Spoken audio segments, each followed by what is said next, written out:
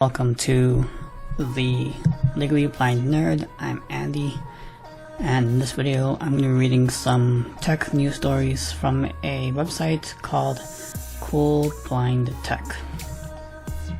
So if you see me looking to the right, it's because I'm reading from my monitor. The monitor I'm using is to my right, and so this is my first video for this year on this channel. I've had it since 2018. I did a couple of videos in 2018 on this channel, and I haven't done anything on it as yet. So I decided to redo this channel from scratch, and this is the first video on it. So in this video, I'm reading 3 tech stories from this website called Cool Blind Tech. They post stories. They post news articles that is about technology for the blind and visually impaired.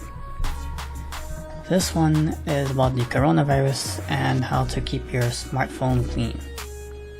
So I want to read the article right now. So it says, with people around the globe taking extra precautions to prevent infection from the new coronavirus, including increased hand washing, wearing masks even if they are not advised to, if you're not already sick, and avoiding large crowds, there's one item that nearly everyone uses but many forget to clean.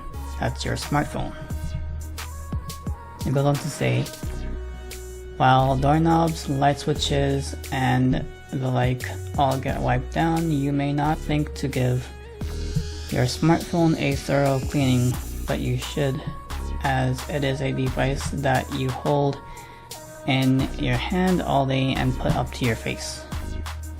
Prior to the coronavirus outbreak, smartphone makers told consumers to avoid using disinfecting wipes or sprays on their devices to keep from damaging the coating on their touchscreen displays. Apple specifically told iPhone owners to simply use a cloth dampened with water to clean their phones.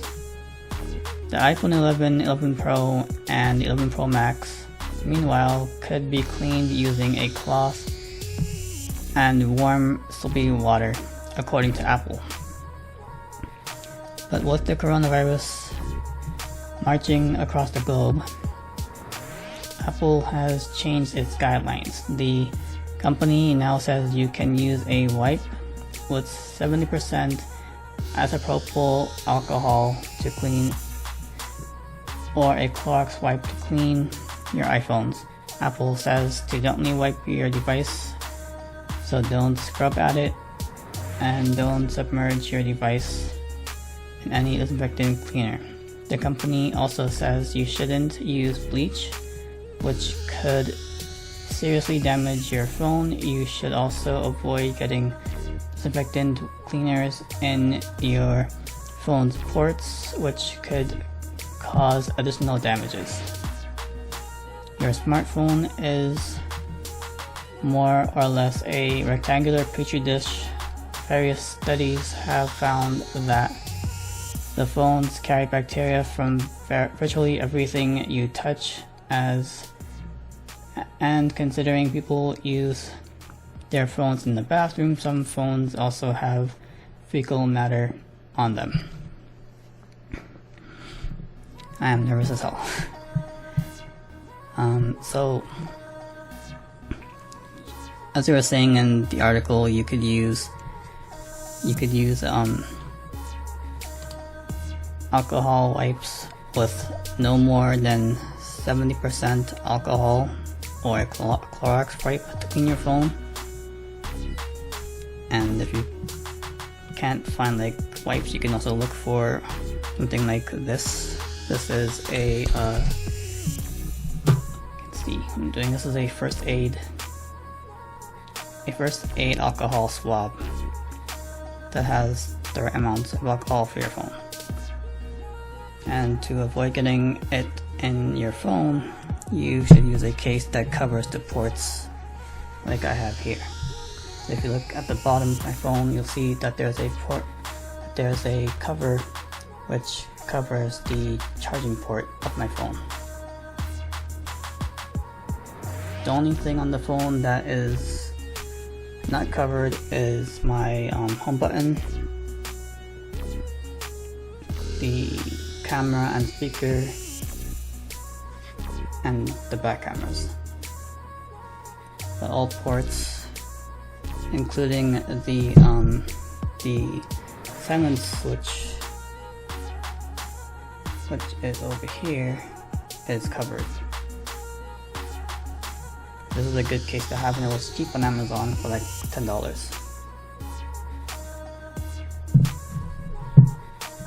Okay, going to another story. This one I can actually read this one yet, so I'm gonna go over and read it right now. So it says Facebook launching accessibility tools, making live streaming available to more people. Facebook says it's going to launch various features over the next couple of weeks to make Facebook Live more accessible and easy to use, particularly for people who might not have a lot of mobile data. The team is launching an audio-only mode as well as automatic closed captions, great for people with vision loss and hearing loss. It's also giving people various ways to access a stream outside of Facebook, including logged out support, which means people without Facebook account can still tune in to content. This accompanies public switches, telephone network support, allowing streamers to generate toll-free telephone numbers so viewers can call into the audio of a live broadcast. Other new features are more directed towards people hosting live events. The company's stars function, which allows creators to make money over streams, is expanding to musicians and cultural institutions. Up until now, it's mostly been used by gamers. The expansion is clearly a nod to other streaming platforms like Twitch, where artists have been hosting live donation-based streams. Additionally, Facebook is providing partners, mostly faith-based and education organizations, with mobile phone accessories to help them go live. It's also launching a live producer feature for many professional setups that require a connected camera and software encoder.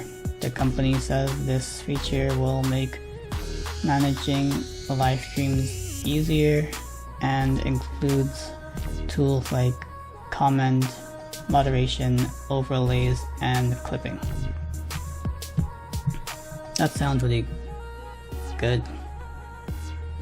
So that sounds really cool. That means that those of us with low vision or people who are fully blind will have a way to stream and show what they're passionate about to Facebook and their friends and families and so on. This will be really interesting to see how it develops. And this was posted on April 6th. The last story I read was posted March 15th. This one posted on the 6th. This is this past Monday. So I have a channel where I do video game content and I stream on Twitch and YouTube, and it would be interesting to try streaming on Facebook and see how some of the new features they're rolling out will impact my ability to stream. Will it make it easier on me, or how will it work for me as somebody who is visually impaired? Let me check my recording time. Okay, so in the interest of not making this video too long, I'm going to read one more story, and all this will be posted in the description below. So the last one is 3D printed tablets with Braille could help visually impaired patients improve in taking medication. Researchers from the UK and Spain continue to study the potential to use 3D printing to transform pharmaceuticals, outlining their studies in the recently published 3D printed printlets with Braille and moon patterns for visually impaired patients. 3D printed medication is an ongoing focus for scientists and manufacturers today, eager to put all the benefits of progressive technology to use. And while the use of Braille with printlets is a novel idea, it fits in perfectly with the idea of patients specifically patient-specific treatment to prevent dosage errors and encourage the visually impaired to keep up with their medication. Previous studies revealed that one of the leading causes of medication non-adherence was impaired vision, wherein approximately 97% of patients with visual impairments have difficulty reading medication labels, even in the presence of optical aids, and around 24% have difficulties in distinguishing medications, stated the researchers. Moreover, patients with visual impairments are twice more likely to need assistance with medicine management, wherein 1/3 of the patients will require continual support for medication administration.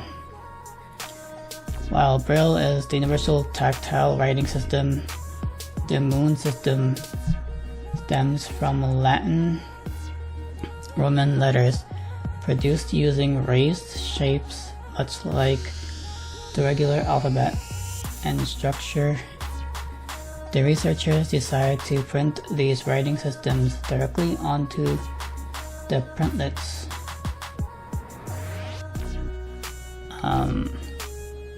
SLS 3D printing was used to fabricate the orally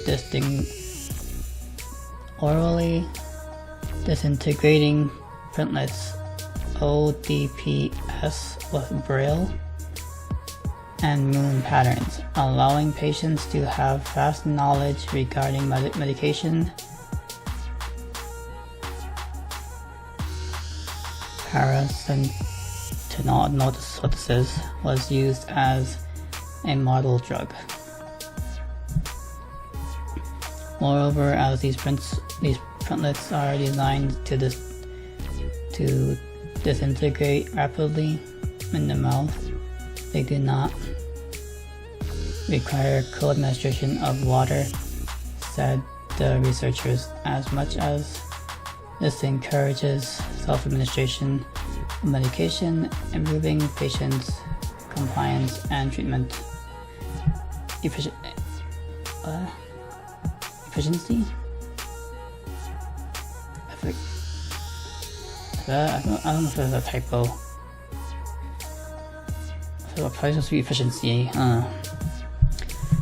So that sounds like something that is really good. Being visually impaired myself, like I have to hold my medication to my face to see the label. So that'll be really helpful for those of us who are not only visually impaired but have other health problems that require medication. So these are 3 stories that I saw on this website that really interested me to the point that I wanted to put in this video. And I hope that this video was informative, and if you have any questions, comment below. Remember to like, comment, and subscribe. And if you have any questions, you can message me on my Twitter for my other YouTube channels, so I'll link below as well after going from this channel. Anyways, like, comment, subscribe. Let me know if you found these articles interesting. Let me know if they were helpful in any way, and I will keep doing more like these coming very soon.